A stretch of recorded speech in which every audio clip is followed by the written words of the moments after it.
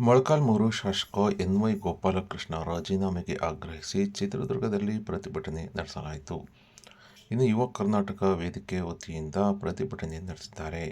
ಮೊಳಕಾಲ್ಮೂರು ಕ್ಷೇತ್ರದ ಶಾಸಕ ಎನ್.ವೈ. ಗೋಪಾಲಕೃಷ್ಣ ಇವರು ಮೊಳಕಾಲ್ಮೂರು ಕ್ಷೇತ್ರವನ್ನು ಆಂಧ್ರಕ್ಕೆ ಸೇರಿಸಿ ಎಂದು ಹೇಳಿಕೆ ನೀಡಿರುವ ಇವರು ಕನ್ನಡ ನಾಡಿಗೆ ದ್ರೋಹ ಬಗೆದಂತಾಗಿದೆ.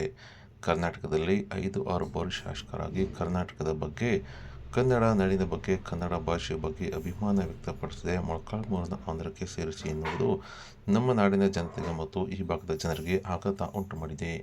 ಕರ್ನಾಟಕದಲ್ಲಿ ಹುಟ್ಟಿ ಬೆಳೆದಿರುವ ಶಾಸಕರು ನಮ್ಮ ಜಿಲ್ಲೆಗೆ, ನಮ್ಮ ನಾಡಿಗೆ ಬೇಕಿರುವುದಿಲ್ಲ.